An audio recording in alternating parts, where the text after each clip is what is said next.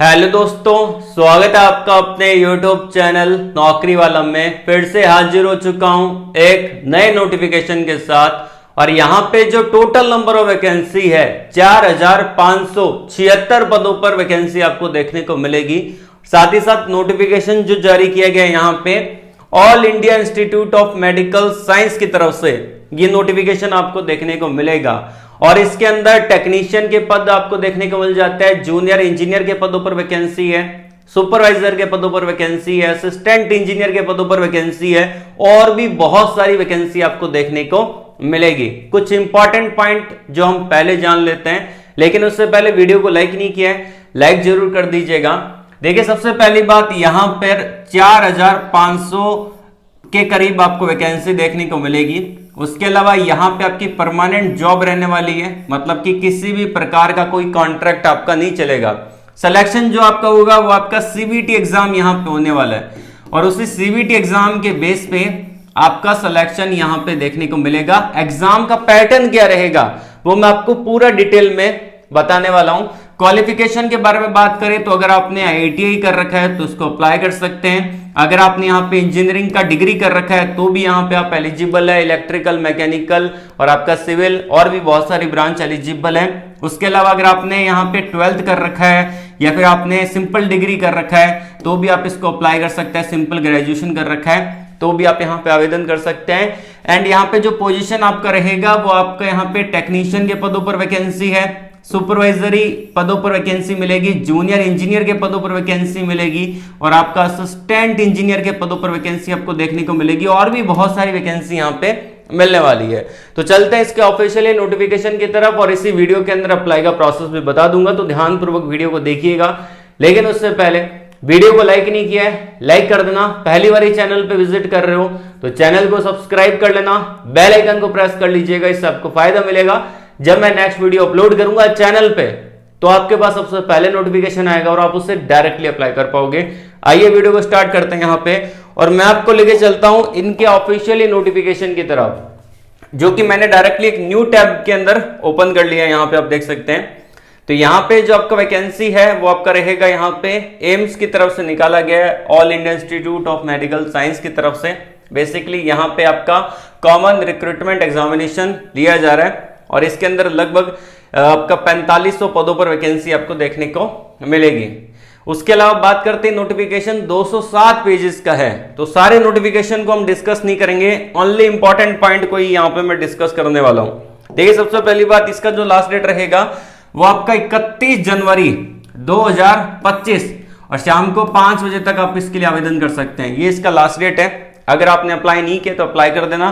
कौन कौन सी पोस्ट के लिए आप एलिजिबल है वो हम आगे देख लेते हैं, ठीक है। इंपॉर्टेंट डेट को देख लेना, 31 जनवरी तक आप इसके लिए आवेदन कर सकते हैं। बाकी यहाँ पे नोटिफिकेशन मैंने आपको प्रोवाइड करवा दिया है। इस वीडियो के अंदर हम डिस्कस करेंगे एप्लीकेशन प्रोसेस, एज क्या रहेगा, उसके अलावा एप्लीकेशन फीस क्या रहेगा, डेट क्या रहेगा, ठीक है, एग्जामिनेशन सेंटर क्या रहेंगे, ठीक है।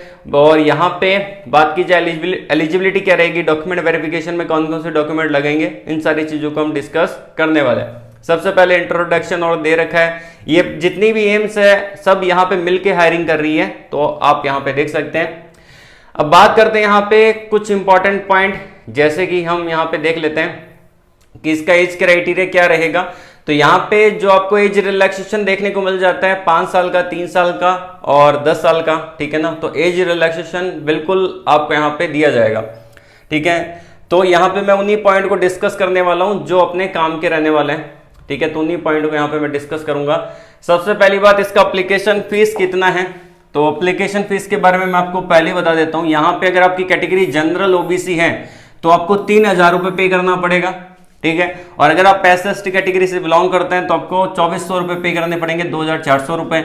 और अगर आप यहाँ पे पीडब्ल्यूडी कैंडिडेट हैं तो आपको 1 रुपया भी पे नहीं करना, फ्री का ये फॉर्म आपको देखने को मिल जाता है, ठीक है। तो एप्लीकेशन फीस के बारे में बात होगी तो आपको पता चल गया होगा इसका एप्लीकेशन फीस कितना है।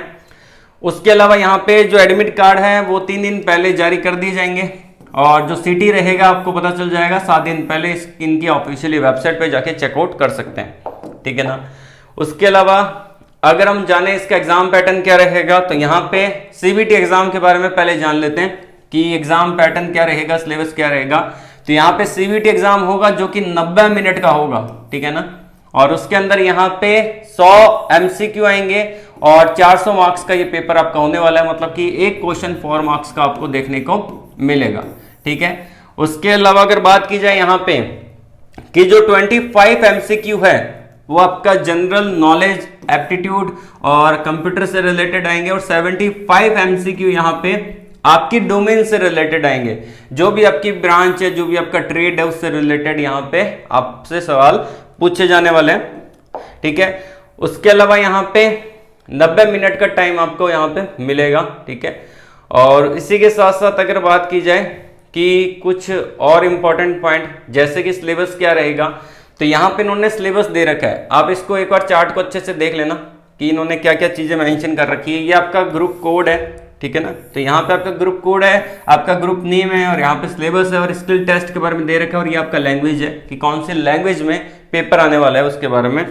तो यहाँ पे देखते चलते हैं। सबसे पहली बात यहाँ पे जो आपका रहेगा कि डाटा एंट्री ऑपरेटर की पोजीशन है, ठीक है। Assistant engineer civil, junior engineer civil की पोजीशन है, ठीक है ना। सिविल इंजीनियरिंग वाले इसके लिए आवेदन कर सकते हैं। और वैसे ही आपका assistant engineer electrical, junior engineer electrical की पोजीशन है। इलेक्ट्रिकल इंजीनियर वाले आवेदन कर सकते हैं जिन्होंने डिप्लोमा कर रखा है, जिन्होंने बीटेक कर रखा है। और ये आपका मैकेनिकल की पोजीशन है R&AC के अंदर। असिस्टेंट इंजीनियर और जूनियर इंजीनियर जिन्होंने मैकेनिकल में डिप्लोमा बीटेक किया है वो यहाँ पे आवेदन कर सकते हैं। उसके अलावा इलेक्ट्रीशियन के पदों पर वैकेंसी है, लाइनमैन के पदों पर वैकेंसी है, आपका इलेक्ट्रिकल और वायरमैन के पदों पर वैकेंसी आपको देखने को मिलेगी।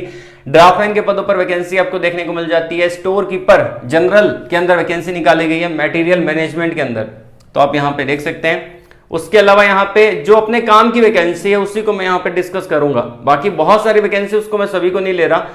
अब यहाँ पे टेक्नीशियन के अंदर वैकेंसी है, तो आपका टेलीफोन ऑपरेटर का, तो इसके अंदर जनरल, मैथ्स, इंग्लिश और ये सब कुछ आने वाला है। बाइलैंग्वेज पेपर आएगा, हिंदी और इंग्लिश दोनों के अंदर।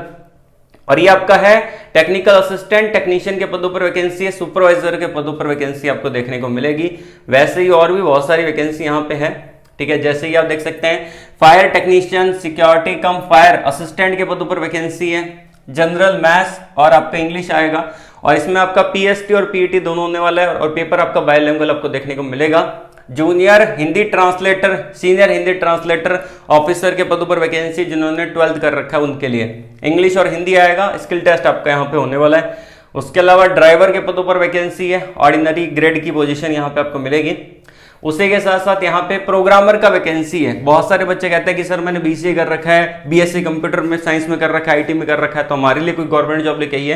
तो यहाँ पे आपके लिए गवर्नमेंट जॉब है, आप यहाँ पे देख सकते हैं, आप यहाँ पे आवेदन कर सकते हैं। इसका क्वालिफिकेशन नीचे दे रखा है क्योंकि ये जो पीडीएफ है 207 पेजेस का है, इसको पूरा डिस्कस करना पॉसिबल नहीं है, तो इंपॉर्टेंट यहाँ पे मैं लेके आ रहा हूँ। प्लम्बर के पदों पर वैकेंसी है, ठीक है ना। पेंटर है, ये आपका आईटीआई वालों के लिए वैकेंसी है। मैकेनिक ऑपरेटर के पदों पर वैकेंसी है, रिलेटेड ट्रेड से सवाल पूछे जाएंगे। उसके अलावा यहाँ पे अब बात की जाए इसके क्वालिफिकेशन और इन सारी चीजों के बारे में, तो यहाँ पे आप देख सकते हैं कि ये आपका पोजीशन के बारे में बता रखा है कि कौन कौन सी पोजीशन है, उसका क्वालिफिकेशन क्या है, ठीक है ना। जो अपने काम की है उसी को यहाँ पे मैं डिस्कस करूंगा, सभी को मैं डिस्कस नहीं करने वाला। जो अपने काम का रहेगा उसी को मैं यहाँ पे डिस्कस करूंगा। सबसे पहला आता है डेटा एंट्री ऑपरेटर, ठीक है। तो इसके अंदर आपका एम्स जोधपुर के अंदर है। 18 से 27 साल तक वाले कैंडिडेट अप्लाई कर सकते हैं, 12वीं कर रखा है और यहाँ पे आपका टाइपिंग स्पीड मांगा है, तो आप इसको अच्छे से देख लेना, ठीक है ना। एम्स जोधपुर में है, एम्स पटना में है, वैसे एम्स रायपुर के अंदर, ठीक है, बठिंडा में और कल्याणी में, पटना में, तो आप बहुत सारी वैकेंसी है इसकी, ठीक है। तो आप इसको चेकआउट कर लेना, ठीक है ना। तो सभी को मैं एक को बता दिया क्वालिफिकेशन, बाकी सभी को मैं डिस्कस यहाँ पे नहीं करूंगा कि एज क्राइटेरिया आप यहाँ पे चेकआउट कर लीजिएगा। उसके अलावा जो नेक्स्ट वैकेंसी है उसको भी हम देखते चलते हैं यहाँ पे कि और कौन कौन सी पोजीशन यहाँ पे रहेगी। तो यहाँ पे बहुत सारे पदों पर वैकेंसी, अलग अलग टाइप के पद यहाँ पे मिलेंगे।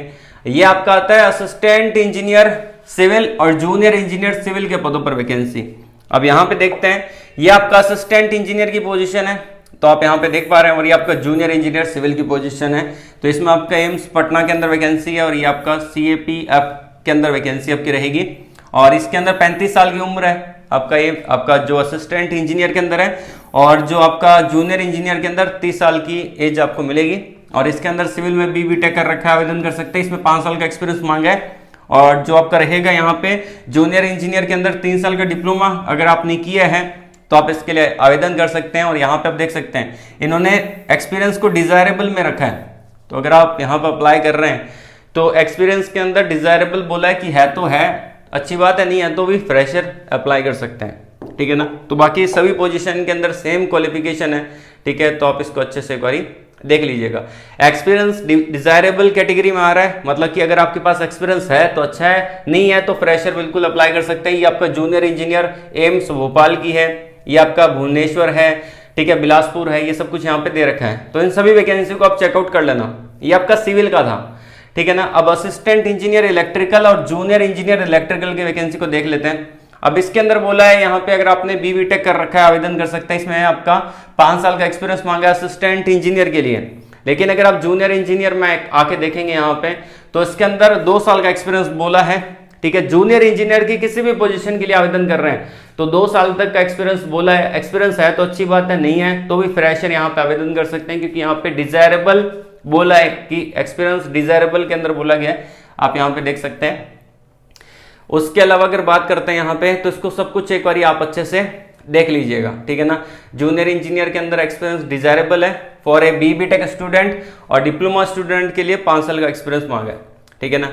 बाकी आप यहाँ पे देख सकते हैं और भी बहुत सारी वैकेंसी, ये आपका मैकेनिकल वालों के लिए है, ठीक है ना। असिस्टेंट इंजीनियर और जूनियर इंजीनियर मैकेनिकल की वैकेंसी है, तो इसके अंदर मैकेनिकल वाले आवेदन कर सकते हैं। ऐसे ही यहाँ पे आपका ऑडियो मीटर टेक्नीशियन की वैकेंसी है, ठीक है, तो इसको देखना चाहें तो देख सकते हैं।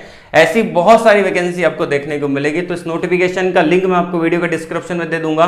मैंने पूरे नोटिफिकेशन को अच्छे से 1-1.5 घंटा पढ़ा है, ठीक है। जो भी इंपॉर्टेंट वैकेंसी है उसको मैंने हाईलाइट कर रखा है, तो बस आपको वही रीड आउट करना है। वीडियो के डिस्क्रिप्शन के अंदर इसका लिंक मैंने प्रोवाइड करवा दिया है। और अप्लाई कैसे करना है, अप्लाई लिंक मैं आपको वीडियो के डिस्क्रिप्शन में प्रोवाइड करवा चुका हूं, ठीक है ना।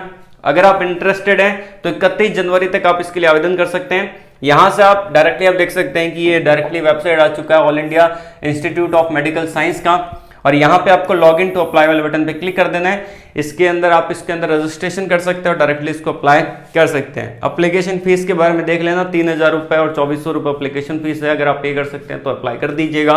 कोई भी इससे रिलेटेड डाउट है कमेंट बॉक्स में कमेंट करके पूछ लीजिएगा। आज के लिए बस इतना ही। ऑल द वेरी बेस्ट, जय हिंद।